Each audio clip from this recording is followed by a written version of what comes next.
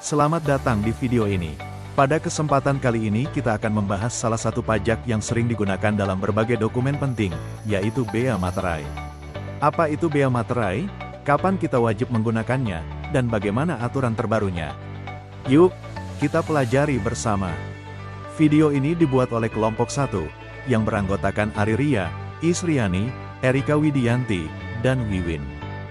Pada kesempatan kali ini kita akan membahas salah satu pajak yang sering digunakan dalam berbagai dokumen penting, yaitu Bea Materai. Apa itu Bea Materai? Kapan kita wajib menggunakannya? Dan bagaimana aturan terbarunya? Yuk, kita pelajari bersama. Bea Materai adalah pajak atas dokumen yang terutang sejak saat dokumen tersebut ditanda tangani oleh pihak-pihak yang berkepentingan, atau dokumen tersebut selesai dibuat atau diserahkan kepada pihak lain bila dokumen tersebut hanya dibuat oleh satu pihak. Seiring dengan perkembangan teknologi informasi yang sangat dinamis, terjadi banyak perubahan bentuk dokumen atau modifikasi dari bentuk sebelumnya. Teknologi informasi telah mendorong berkurangnya penggunaan kertas, paperless. Dalam hal kegiatan usaha, paperless menjadi opsi untuk meningkatkan efisiensi. Sejalan dengan itu, transaksi elektronik pun semakin berkembang sehingga kontrak dapat dilakukan secara elektronik melalui jaringan internet. Oleh karena itu, diperlukan perluasan definisi dokumen yang tidak hanya berupa kertas.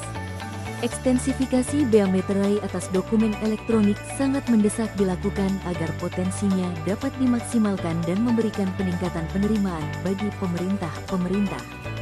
Atas pertimbangan tersebut maka diterbitkan Undang-Undang Nomor 10 Tahun 2020 sebagai pengganti Undang-Undang Nomor 13 Tahun 1985 tentang Bea Materai yang sudah tidak sesuai lagi dengan perkembangan hukum, kebutuhan masyarakat, dan kebutuhan tata kelola Bea Materai. Bagaimanakah pengaturan mengenai Bea Materai sebagaimana diatur dalam Undang-Undang Nomor 10 Tahun 2020 tentang Bea Materai? Terdapat beberapa perbedaan antara Undang-Undang Nomor 10 Tahun 2020 dan Undang-Undang Nomor 13 Tahun 1985. Salah satunya adalah pengertian atas materai yang diatur dalam ketentuan umum.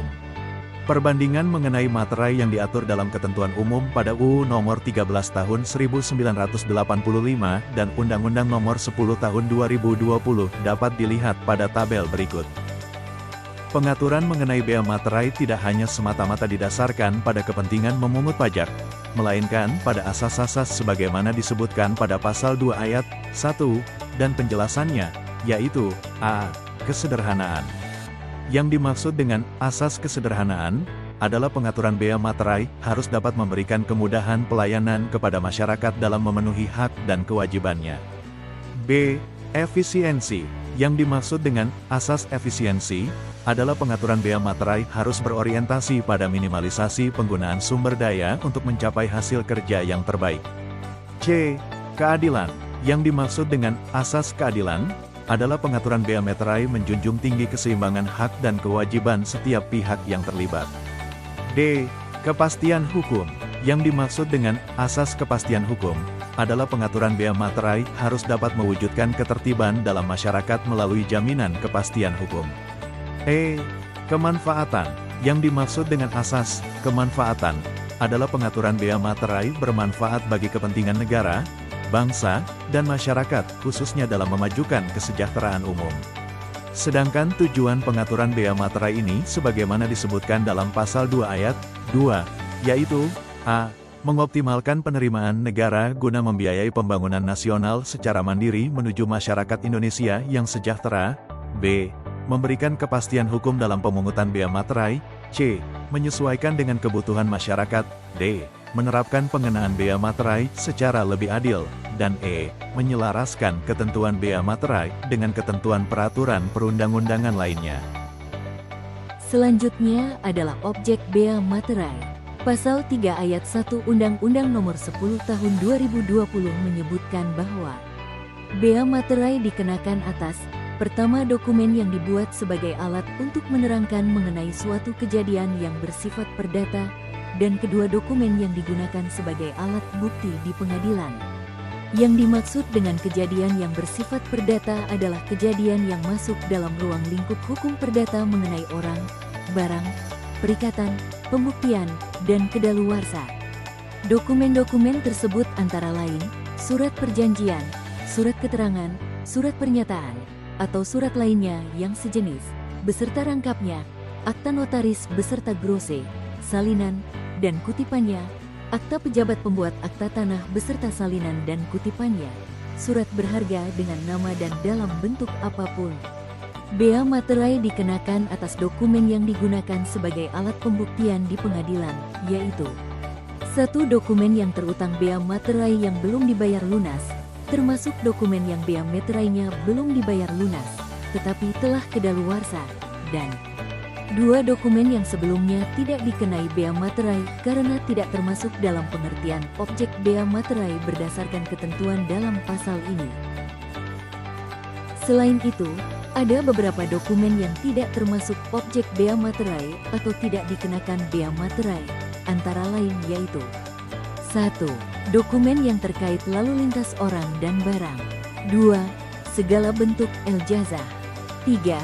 Tanda terima pembayaran gaji, uang tunggu, pensiun, uang tunjangan, dan pembayaran lainnya yang berkaitan dengan hubungan kerja, serta surat yang diserahkan untuk mendapatkan pembayaran dimaksud. 4. Tanda bukti penerimaan uang negara dari kas negara, kas pemerintah daerah, bank, dan lembaga lainnya yang ditunjuk oleh negara berdasarkan ketentuan peraturan perundang-undangan. 5. Kwitansi untuk semua jenis pajak dan untuk penerimaan lainnya yang dapat dipersamakan dengan itu yang berasal dari kas negara, kas pemerintahan daerah, bank, dan lembaga lainnya yang ditunjuk berdasarkan ketentuan peraturan perundang-undangan. 6. Tanda penerimaan uang yang dibuat untuk keperluan intern organisasi. 7. Dokumen yang menyebutkan simpanan uang atau surat berharga, pembayaran uang simpanan kepada penyimpan oleh bank, koperasi, dan badan lainnya yang menyelenggarakan penyimpanan uang atau pengeluaran surat berharga oleh kustodian kepada nasabah. 8. Surat gadai. 9. Tanda pembagian keuntungan, bunga, atau imbal hasil dari surat berharga dengan nama dan dalam bentuk apapun. Dan 10.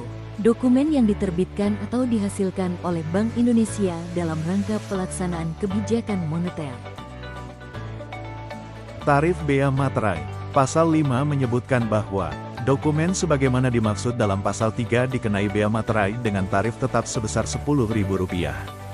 Namun, terdapat pengaturan lebih lanjut mengenai tarif bea materai ini, bahwasanya tarif yang berlaku dapat berubah sebagaimana diatur dalam pasal 6, yaitu besarnya batas nilai nominal dokumen yang dikenai bea materai dapat diturunkan atau dinaikkan sesuai dengan kondisi perekonomian nasional dan tingkat pendapatan masyarakat.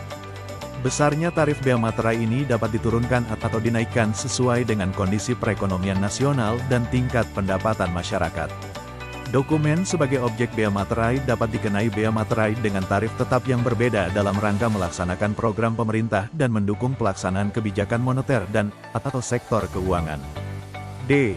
Perubahan besarnya batas nilai nominal dokumen yang dikenai bea materai, besarnya tarif bea materai, atau dokumen dan besaran tarif tetap yang berbeda, ditetapkan dengan peraturan pemerintah setelah berkonsultasi dengan Dewan Perwakilan Rakyat Republik Indonesia. Berikut adalah perbandingan tarif bea materai lama dan bea materai yang baru. Saat terutang bea materai. Saat terutang bea materai berdasarkan Pasal 8 Undang-Undang Nomor 10 Tahun 2020 tentang Bea Materai. Saat dokumen dibubuhi tanda tangan, untuk surat perjanjian beserta rangkapnya akta notaris beserta grose, salinan, dan kutipannya akta pejabat pembuat akta tanah beserta salinan dan kutipannya B. Saat dokumen selesai dibuat, untuk surat berharga dengan nama dan dalam bentuk apapun. Dokumen transaksi surat berharga, termasuk dokumen transaksi kontrak berjangka, dengan nama dan dalam bentuk apapun C. Saat dokumen diserahkan kepada pihak untuk siapa dokumen tersebut dibuat, untuk surat keterangan, surat pernyataan, atau surat lainnya yang sejenis, beserta rangkapnya. Dokumen lelang, dokumen yang menyatakan jumlah uang D, saat dokumen diajukan ke pengadilan untuk Dokumen yang digunakan sebagai alat bukti di pengadilan G. Saat dokumen digunakan di Indonesia, untuk dokumen yang dibuat di luar negeri dan digunakan di Indonesia. Pihak yang terutang bea materai. Pasal 9 menyebutkan bahwa 1. Dokumen yang dibuat sepihak, bea materai terutang oleh pihak yang menerima dokumen. 2. Dokumen yang dibuat oleh dua pihak atau lebih, bea materai terutang oleh masing-masing pihak atas dokumen yang diterimanya. 3. Dikecualikan dari ketentuan di atas yaitu dokumen berupa surat berharga, bea materai terutang oleh pihak yang menerbitkan surat berharga. 4. Dokumen yang digunakan sebagai alat bukti di pengadilan, bea materai terutang oleh pihak yang mengajukan dokumen.